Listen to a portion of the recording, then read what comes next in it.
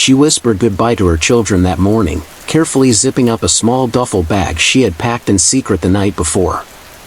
Her heart pounded, not from fear of what was ahead, but from hope. For the first time in years, Monica Rivera believed she might be able to break free. For months, she had hidden bruises behind long sleeves and excuses. Her smiles had grown hollow, and her voice quieter with each passing day. But today was different. Today, she had a plan. She was leaving. She had told no one but her sister and a caseworker. And by evening, she believed she and her children would be safe. But he was watching. And when he realized she was leaving for good, he made sure she never got the chance. Monica Rivera was 34 years old and lived in San Antonio, Texas. A mother of 3, she was described by those who knew her as soft-spoken, nurturing, and selfless. Her life revolved around her children, Emma, age 9, Mateo, age 7, and Ava, just 3. She worked part-time as a medical receptionist, juggling her shifts around school drop-offs, doctor's appointments, and everything in between. On the outside, her life looked ordinary, tight but stable. Her co-workers adored her. The kids' teachers spoke highly of her involvement. But behind the closed doors of her modest home, Monica was living in fear.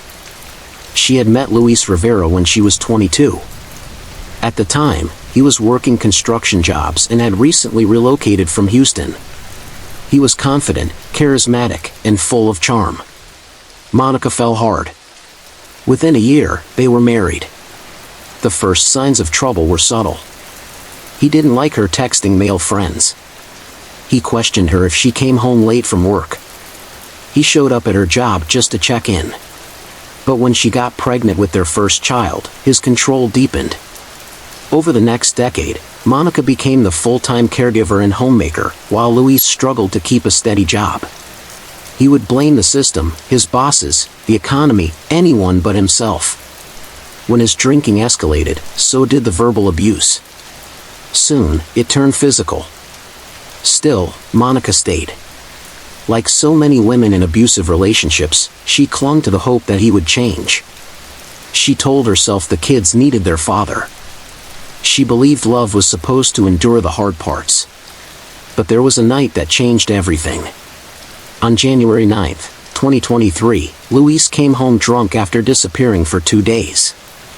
Monica asked him not to wake the kids, who were finally asleep after a long night of worrying about their father. Her tone was calm, careful, as always. But Luis exploded. He shoved her, hard, and her head struck the edge of the kitchen counter. Blood poured from a cut near her eyebrow.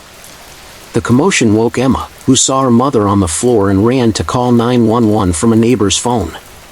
By the time police arrived, Luis was gone. Monica was taken to the emergency room.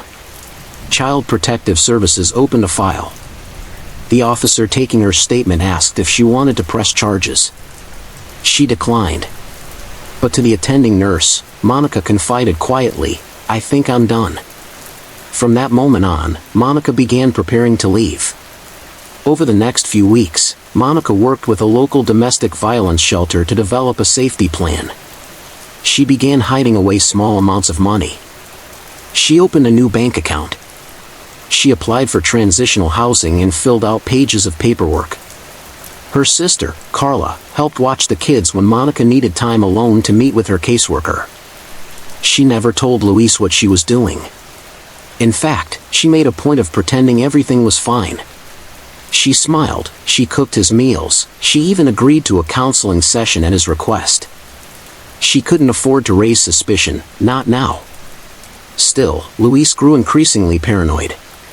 He began checking her phone. He followed her once to the grocery store, convinced she was meeting someone. He accused her of acting different.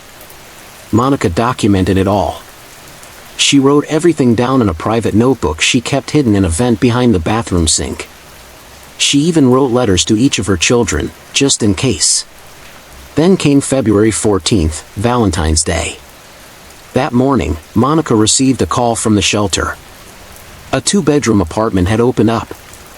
She could move in that day. She was told to come that afternoon with her children and essentials only.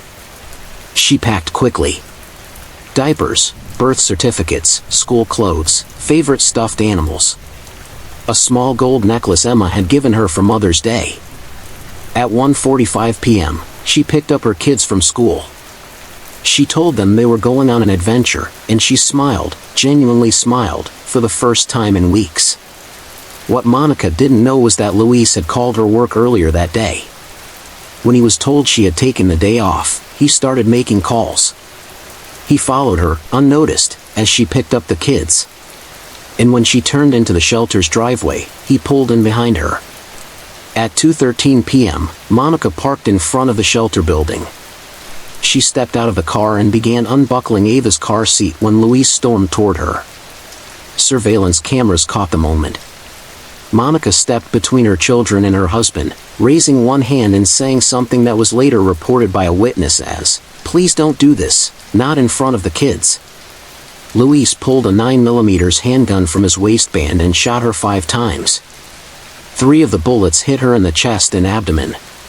She collapsed immediately. Emma screamed. Mateo froze in place. Ava began to cry. Luis stood over Monica for several seconds before attempting to turn the gun on himself. It jammed. Shelter staff rushed outside, and Luis ran. Monica was pronounced dead at the scene. Luis was found hours later hiding in the garage of his mother's house.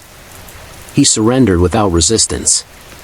During his interrogation, when asked why he killed her, he answered, "She was leaving." She didn't get to decide that. He was charged with capital murder, child endangerment, and multiple firearm violations. Prosecutors announced they would seek life without parole. In October of that year, the trial began. The courtroom was packed every day with domestic violence survivors, Monica's coworkers, and local advocates. Emma, now 10, testified with the help of a child therapist. Her voice trembled as she recounted the moment her mother fell, how she held her hand, how she screamed for help that never came. The prosecution presented Monica's private notebook, her emails with the shelter, and the letters she had written to her children. The caseworker who had helped her prepare for relocation also testified, saying, "Monica did everything right. She just didn't have enough time." Luis's defense claimed he acted in a moment of extreme emotional distress. But the jury did not agree. He was found guilty on all counts and sentenced to life in prison without the possibility of parole. After the trial, Monica's sister Carla gained custody of the children. She moved them into her home across town and began attending family therapy sessions with them every week. 3 months after Monica's funeral, Carla found a box tucked deep in Monica's closet, labeled with each child's name. Inside were the letters Monica had written. To Emma, she wrote, "You're brave and smart and beautiful. No matter what happens, never let anyone dim your light. To Mateo, you're my little protector. You always tried to take care of your sisters. That's your heart, and it's a beautiful one.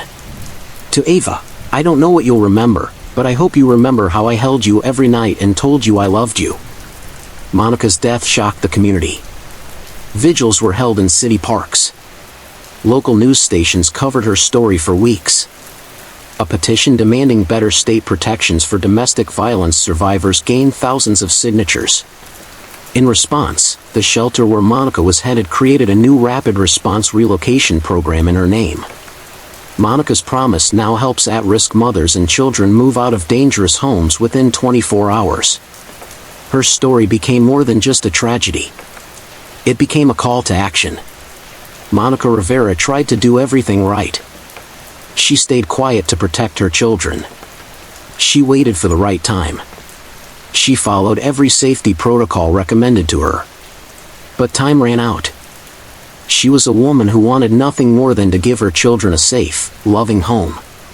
And in her final moments, she gave everything to protect them. Let her story be a reminder that domestic violence doesn't always look like broken bones or screaming matches. Sometimes, it looks like silence. Like secrets. Like planning your escape in the middle of the night. Monica's voice may have been silenced, but her bravery speaks louder than ever.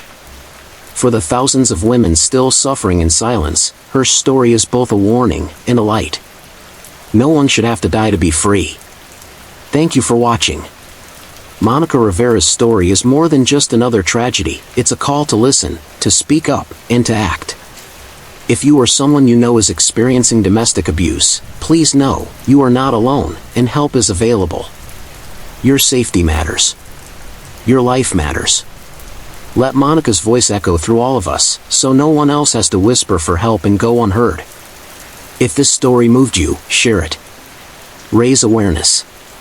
And subscribe to this channel for more real stories that reveal the truths hidden behind closed doors. Until next time, stay aware, stay safe, and never be silent.